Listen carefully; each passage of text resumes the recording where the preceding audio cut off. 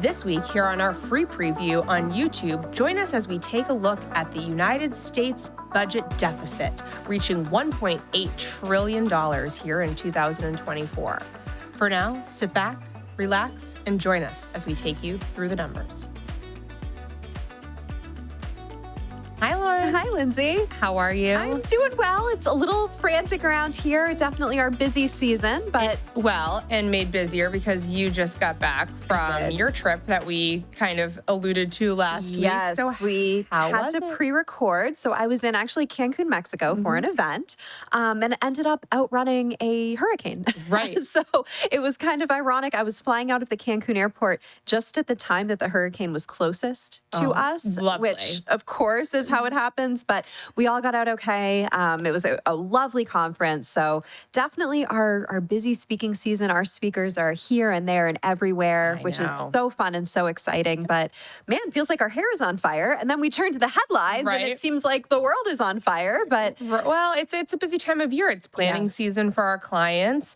It seems to be conference season for a lot of people as well. And it's an election year. So I mean, it's a doozy of a year. It's a doozy, but we have a lot of headlines to keep us busy and hopefully cut through. Exactly. So, speaking of planning and running a business and what we help our clients do every single day, I'm not sure we can help this business, but... It might be beyond help. It might be beyond help.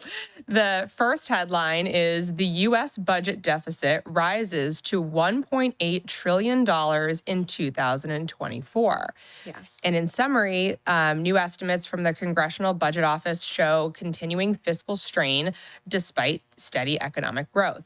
America's federal budget deficit rose to $1.8 trillion in the 2024 fiscal year, reaching the highest level in 3 years. The increase from last year's $1.7 trillion deficit came as tax revenues failed to keep pace with the rising costs of government programs and the mounting interest of the national debt. These figures show the continuing fiscal strain facing the U.S. economy, where the national debt is approaching $36 trillion. Wild. Those are just such big numbers. We're saying trillion. Trillion with a T. I mean, if I told my fourth grader that trillion was a real number, I don't think she would believe me. Right. I know we read those visualizations of like how many dollar bills stacked to the moon is our national deficit. It's almost incomprehensible as we talk about these numbers. So I feel like I have to start with that. There is no context to put these in. It is such a big number. Yes. I could say 1.8 trillion. I could say 1.8 zillion kajillion, right? It feels the same this way.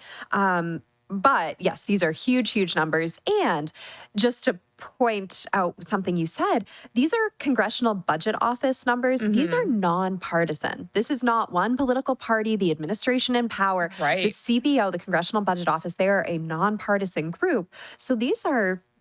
Again, we say headlines, right? They're trying to convince you of something or sell one candidate or one party. These numbers are not. They are just saying what it is. Right. So I think the question that comes to mind, and it kind of said it in the summary too, was there's been economic growth, like pretty steady economic growth. We talk about it all the time. And I mean, I know that that's constantly up for debate, but the numbers don't lie. There is economic growth. We are in a period of pretty much historically low unemployment.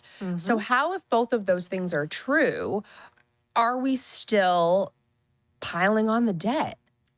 Well, the deficit, when we talk about the deficit growing, right, this is the gap between the taxes we're taking in, the inflows to our government, and the outflows, the spending, right, the programs, the interest, which we're going to talk a lot about in just a minute. So our debt total is growing year after year after year. It has been a very, very long time since our government ran a surplus, since we brought in more money than we spent. So all of this additional deficit, it just goes into more and more borrowing, more and more federal debt, as you said, approaching that $36 trillion mark. That's huge. It is huge. And a quote from the article that we pulled out is, as rising interest costs and our structural deficit drive the national debt higher and higher. It's clear that this is a fiscal election with Yes. enormous implications for America's future. The leaders we elect this fall will face a series of critical deadlines, including a return of the debt ceiling, the expiration of trillions in tax cuts, and automatic cuts in Social Security growing ever closer. So, yeah, it seems that America clearly has a reliance on borrowed money. Yes. We are And- living beyond our means. Right. And this is just to pay our bills and basic priorities. Right. So both presidential candidates are proposing policies. You know, that is how these elections go. That is how you get your voters. You propose policies to solve problems. But that comes with an expense.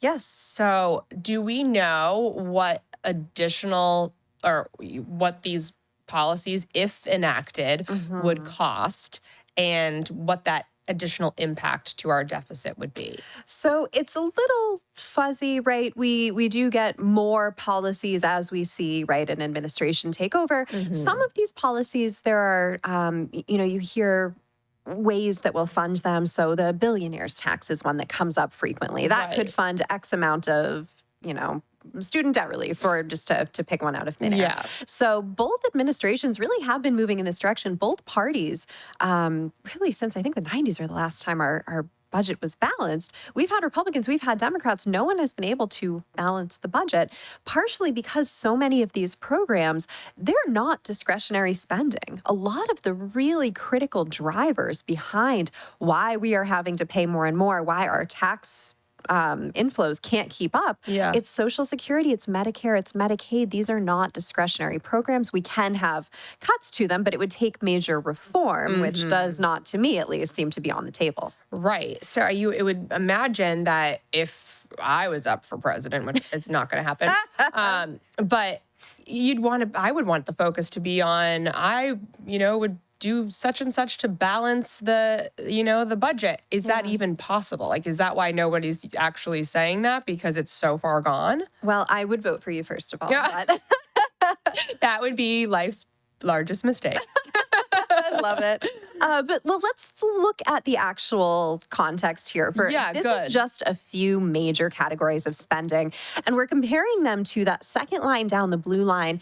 That is our current tax receipts level. Okay. So you can see, if we were to stack all these spending categories on top, we're nowhere close, right? That gap is the amount of deficit. So the blue line, the tax receipts, that we can essentially, in layman's terms, consider our income? Exactly. Okay. If the government was a business, that's their income. Okay. So we'll start with the big scary red line up top. Yeah. That is current transfer payments. Now, transfer payments, anything transferred directly to an individual. So these are the non-discretionary programs, things like Social Security, like Medicare, like Medicaid, the things that you're paying to an individual. It's not like the infrastructure bill, for example. But you see that red line, it really spiked in the pandemic era. That was the stimulus checks. Those were transfer payments paid individually to consumers, right? Things like PPP loans, any of that money that was dispersed. You see the huge impact in spending. Yeah. What's really noteworthy to me is that when this line came back down, right, we're not all still getting a stimulus check in our account every month. Right. We didn't come back down to the pre-pandemic level. We didn't even go back down to the pre-pandemic trajectory. If you just kind of, keep drawing that line straight where it had been rising, Right. Clearly it was on a rising trend. We are at a much higher baseline now. We're rising at a much more elevated rate. So these problems, they're very, very pertinent, and they're only getting worse as our population ages. What are the three things I listed? Social Security, Medicare, Medicaid. Healthcare spending is so expensive at end of life.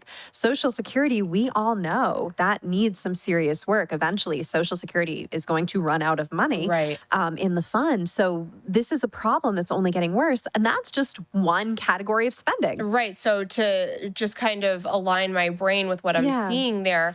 So the spike was the stimulus. Obviously, that is a very easy thing to deduct out of that calculation, because that's not something that's happening on repeat, like you said. Right. What is causing it to not have come back down and normalized, or like you said, if we had just continued that red line straight and avoided that big spike, Yep. it doesn't line up. So It doesn't line up. that's because the population is aging That's at a faster rate. That's a big factor here. Other programs go into this. I don't have a full breakdown, but that is the problem that's going to cause much more persistent upward pressure. Okay. I forget what the exact number is, but there's a metric I've heard that each individual spends more on healthcare in the last, I forget if it's 2 months of life or 3 months of life, but Wow. it's very, very short compared to the entire rest of their life combined. So dying is unfortunately a very expensive process. Right. Well, And someone's making out on that, well, which is awful. right. But yeah, you do everything you can if it's, to kind of fight the end, push it out a little bit Yeah. longer. That's just cultural. That's not something we can really overcome. So with Medicare, Medicaid, taking on a huge burden of that spending, especially for Yeah. older individuals who are on Medicare, for example. Right. But then Social Security is another huge one. We don't have things like means testing, right? The age for Social Security is kind of graded, right, depending on your birth year. So there are some little levers we're pulling, but they're not sufficient. We're Right, still spending obviously. more and more, and we have this huge group of baby boomers just now aging in. Yeah, and so this right-hand axis is a dollar amount. So Yeah, this is billions of dollars. billions of dollars. Yeah. So sometimes when we're looking at things, I try to leave amplitude out of my Yes. mind. But in this case, I don't think I need to do that. No. What I'm looking at here is that even the income, the blue line that the United States is getting, is not clearly not enough. And it seems to be that the gap is getting wider and wider as time progresses. Yes. Between something as simple as those basic payouts that our government has agreed to. Right. So Absolutely. We're not even And covering those costs. we're not even covering those costs. Then factor in things like the third line down, that orange line, consumption expenditures. That is the discretionary type of spending. Okay. So Well, I'm happy to see that that's below the blue line. it's at least below the blue line, but not moving down, still moving up, right? No one goes to Washington and says, I'm just going to cut all discretionary spending. No, I'm going to funnel it to my district. That's what they all go and try to do. But imagine that this was my bank. This was like Lindsay's household income or Lauren's household income. We'd have a real We problem. would have a very real problem. I think my credit card might get shut off if this is what my budget looked like. Yet the United States keeps going. Yeah. And keeps Well, we spending. can borrow. The so-called risk-free interest rate is the government debt backed by the full faith and credit of the United States government. So we've had this conversation before about our federal government debt. It's a liability for the government. We all consider it an asset. These are the treasury bonds that grandma gave you on your birthday, right? That's supposed to be the safest investment. For now, it is, right? We can keep paying that because we can keep borrowing. And we haven't even talked about, I love that on this chart, that interest payment line, all the way at the bottom, it's green. It's just right there, kind of bouncing along the axis. It looks so benign. This is actually what really worries me the most.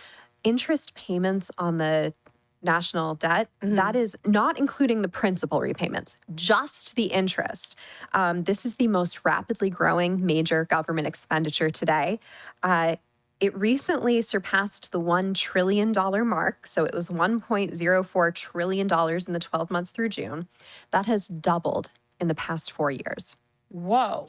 And that's a big reason that this line shot up so quickly and so aggressively. That's a good point. It's partially due to just taking on more debt, right? That higher principal you have to pay more interest on. But our rate is also going up as the Fed caused that rate raising cycle. So the fact that rates are coming down, again, that'll help. We're not going back down to the very, very hyper low, near zero interest rates. So that's not in any of these budget estimates. But I have heard a theory that the Fed should cut interest rates just because it will help the government. Yeah. That's not their mandate. No. That's not what they do. They are not a political agency. They are not here to make the government's messy balance sheet work out, right? Their dual mandate is inflation and employment. And if they take some other political type action, that's going to mess with their ability to be able to balance those two legs of their their dual mandate. So I don't think the Fed will fall for that. All of those op-eds that we read that say the Fed should do X, that's not what they're here for. It seems a little counterintuitive because you're like, you're the Federal Reserve, help our country, but that's not their job. It's not their job. Yeah. I was sitting at dinner at my partner's boss's house with all of our children, and we were having pizza over the weekend, and actually verbatim explained the dual mandate of the Fed. Oh, Lindsay. So you've fallen so far. I've fallen so far. I love that. I'm just completely enlightened by everything Lindsay, I'm so that we talk about in here. No, I mean, it makes me certainly and people want to pick my brain. One of the people there the other night was like, "Oh, I didn't know you were working right now," and I'm like, "I didn't know I ever wasn't." That's fantastic. So, in summary, it sounds like regardless of who wins the election, that or who controls the Senate or the House, equally important, yes. Right. There's going to be, whoever it is up against some big fiscal decisions. Very much. That are really going to impact the longevity of this. And we'll be watching them. Again, I think as a very jaded, cold-hearted economist, I've lost all hope. So we'll be watching. And there's no such thing as hope. We're not allowed to have that. We're not allowed to have hope. And I see no reason to in this circumstance. That's all the time we have for today here on our free preview on YouTube. Remember to like and subscribe. And if you'd like to subscribe to full-length episodes, click on the link in the description below. But until next time, bye, Lauren. Bye, Lindsay.